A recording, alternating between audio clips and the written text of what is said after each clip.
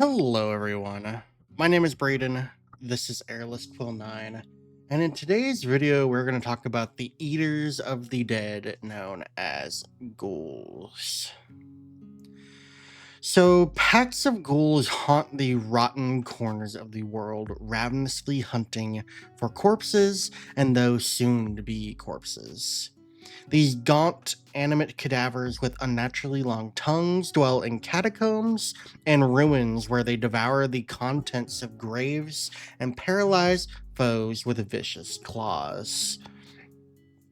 Ghouls themselves rise from the bodies of cannibals and villains with deprived hungers, and they form packs out of shared voracity. And we also have a variant of the ghoul known as the Lacedon Ghoul that we will talk about. And these are loose-skinned aquatic ghouls that often arise from the corpses of greedy pirates, those who have starved on deserted islands, or scoundrels who met their end by drowning.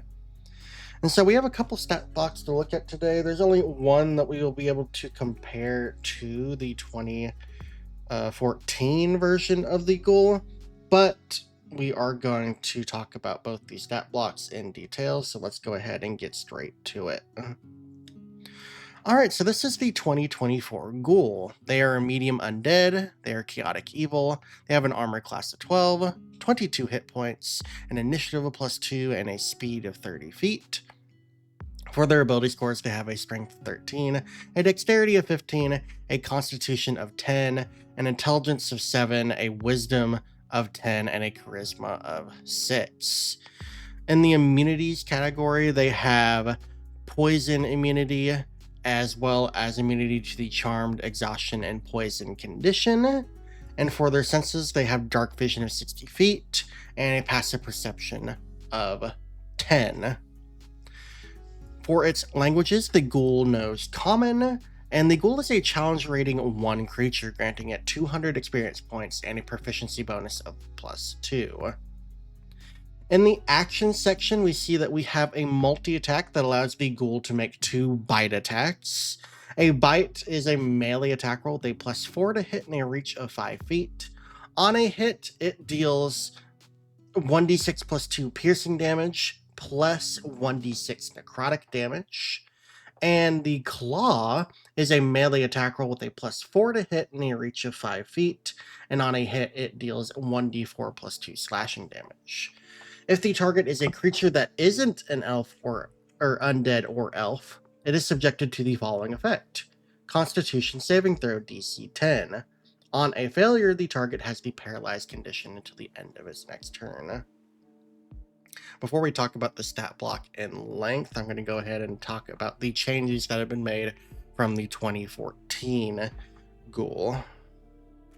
As you can see here, the multi-attack in the stat block is completely new. The old Ghoul did not have a multi-attack whatsoever. And the bite before in 2014 used to just deal 2d6 +2 piercing damage. Now they have taken a die out of the piercing damage and made that necrotic damage. However, there is a massive change to the claw, and the claw beforehand used to deal 2d4 +2 slashing damage, and now it is just 1 die +2.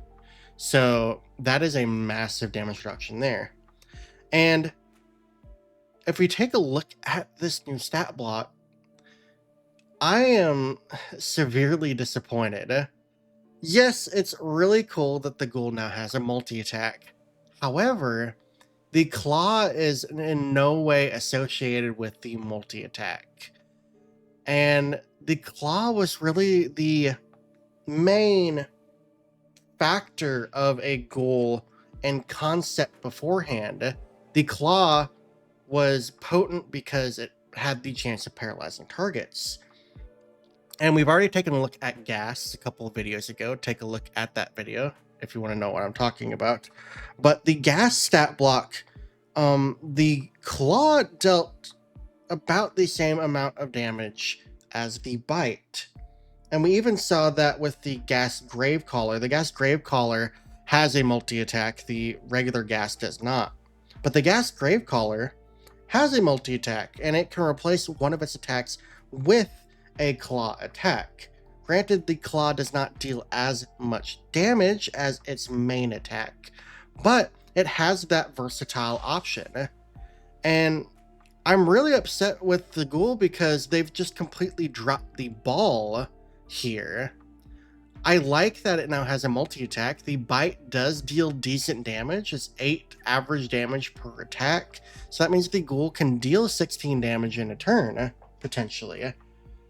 But now there's no reason to use the claw attack because you can't use it as a part of the multi-attack. So you would have to sacrifice making 2 bite attacks to just make 1 claw attack. And that is very unoptimal to do, especially for new dungeon masters, and I really dislike how they have set this up. The claw should be dealing more damage, and I really think that it should be a part of the multi-attack for them to replace one of those bite attacks with a claw attack. I don't understand why that is not an option. In my opinion, the claw should probably deal that additional die of slashing damage, or if you want to make it more topical to the what the design is for the bite now, add an additional d6 of necrotic damage to the claw, and then in the multi-attack section, let them replace one of their bites with a claw attack. I don't understand the massive nerf here to the claw, and it really makes you not want to use the claw at all because of the change here. And I'm going to go ahead and veer from this and talk about the Lacedon Ghoul now. As we can see here, this is still a challenge rating 1 Ghoul, and there are only a couple changes to the actual stat block itself. The first of these is that the Lacedon Ghoul has a swim speed of 30 feet. The second is that it has resistance to cold damage. And in the action section, Bite has been renamed to Icy Bite, and Icy Bite deals 2d6 plus 2 cold damage, and it reduces the target of the attack. It reduces their speed by 5 feet until the start of the Ghoul's next turn. But the Claw has 0 changes as well here. Now, the Lacedon Ghoul does have a exclusive bonus action to it called Watery Rush, which allows it to move up to half its swim speed without provoking opportunity attacks while it is underwater. So there's cool things happening in this stat block, but like I said for the Ghoul, what is the point of the Claw attack in these stat blocks? It's not doing anything. You can't use it as a part of the multi-attack, and it's not dealing anywhere near enough damage to make you want to sacrifice the multi-attack in order to make the claw attack. So, in a similar way here, I would say add an additional d6 cold to the claw attack and allow the Ghoul to replace one of its Icy Bite attacks with the claw as a part of its multi-attack. Because otherwise, the claw is completely worthless here. There's nothing happening with it. There's no reason to use the claw in these stat blocks. You can't use it as part of the multi-attack. Therefore, you're sacrificing so much to get the potential of paralyzing a target. And we can see that unlike some revisions in the 2024 Monster Manual, the claw has a saving throw attached to it. You have to roll a saving throw to get this, or you have to fail. The target has to fail a saving throw in order to get the paralyzed condition to apply. And the target only has the paralyzed condition until the end of its next turn. I believe, I may be misremembering, but in 2014, I'm almost positive that the paralyzed condition lasted for a minute and they had to save out of it. So, yeah, no, I'm severely upset by these 2 stat blocks. I don't know what they were thinking. They really needed to make the claw part of the multi-attack, and they really needed to make the damage not exactly the same as the bite, but close to it. I understand there needs to be a damage decrease since there is a condition attached to the claw, but you can see here, there's just no reason to make a claw attack in 2024.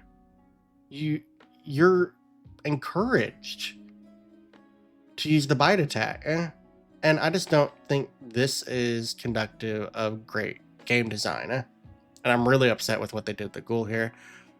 If I'm running a ghoul in a 2024 game, I'm going to add damage to the claw, and I'm going to allow the ghoul to replace one of its bite attacks with a claw. Otherwise, there's nothing flavorful about running a ghoul anymore. And I really dislike what they've done in these two stat blocks. So, yeah, that's going to be it for this video. Thank you all for watching. Let me know in the comments what you think of this redesign.